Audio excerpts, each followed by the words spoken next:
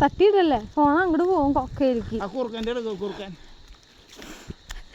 അതെ പിക്ചറാണ് കേട്ടാ, നോട്ടീസ് ബോർഡിലത്തെ പോലത്തെ പിക്ചർ ഉണ്ടല്ലോ, അതാണ് ഉദ്ദേശിച്ചത്. അല്ലാണ്ട് നമുക്ക് ആ കുറുക്കനെയൊന്നും കാണാൻ പറ്റിയിട്ടില്ല ഒന്നിന്. നമുക്ക് ആ പോണ വരണ വഴിയിൽ ആ ഞണ്ടിനെ കണ്ടു. പിന്നെ വെള്ളച്ചാട്ടം.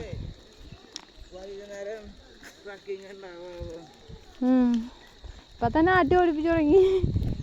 ട്രക്കിങ് ഇവിടെ ശരിക്കും ജീപ്പ് ട്രക്കിങ് ഒക്കെ വന്നാൽ കുറച്ചും കൂടി ബെറ്റർ ആവട്ടോ. പക്ഷെ ഇങ്ങനെ നടന്നു നീങ്ങാന്ന് പറയുമ്പോഴേ താഴെ ഇങ്ങനെ നടക്കണോർക്കാണ്, അതായത് നടക്കണ ആൾക്കാർക്ക്, അതുപോലെ ഇങ്ങനെ കാടിൻ്റെ ഭംഗി, അതൊക്കെ വെള്ളച്ചാട്ടം, അതൊക്കെ ഇങ്ങനെ കൂടുതൽ താല്പര്യമുള്ള ആൾക്കാർക്ക് ഇങ്ങനത്തെ ഉള്ളൊരു യാത്ര ഭയങ്കര ഇതാട്ടോ, ഒരു അനുഭൂതി അല്ലെങ്കിൽ ഒരു സന്തോഷമൊക്കെ തരുന്നതായിരിക്കും കേട്ടോ.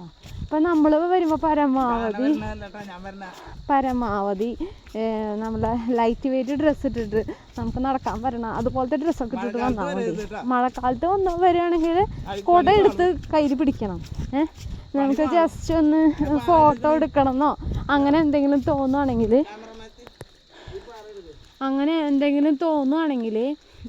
നമ്മൾക്ക് എടുക്കണം എന്നുണ്ടെങ്കിൽ കുട വേണം. അപ്പോൾ ഈ ഒരു യാത്രയിൽ ഞങ്ങൾക്ക് കുട വേണമെന്നുള്ളത് മനസ്സിലായത്. അവർ വേറെ വഴി കൂടെ ഇറങ്ങണതാട്ടോ. നേരത്തെ ആ പിള്ളേർ ഇറങ്ങിയ വഴിയാണ് അവരിറങ്ങുന്നുണ്ട്. ആദ്യം പോയൊരു നമ്മുടെ അവിടെ നിന്ന് ഷൂട്ട് ചെയ്തവർ വന്നു ഇറങ്ങിയിട്ട് താഴെ. അവർ നോക്കി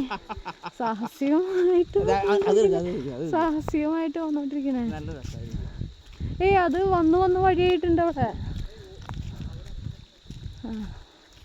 പതുക്കെ ഇറങ്ങിയാ മതിട്ടാ. ഒരാള് സ്റ്റെപ്പ് തെറ്റിയാൽ എല്ലാവരും എത്തും. വലിക്ക്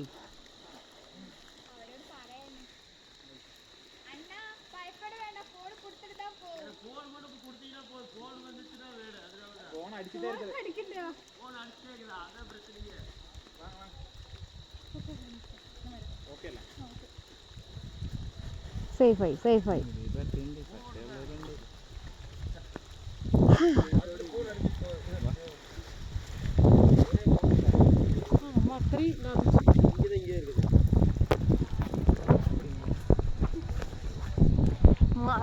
മഴയല്ല, അങ്ങനെ കാറ്റ് വരുമ്പോൾ ആ വെള്ളത്തുള്ളികളൊക്കെ ഇങ്ങനെ വരുന്നുണ്ട്, അതുകൊണ്ടാണ് കേട്ടോ.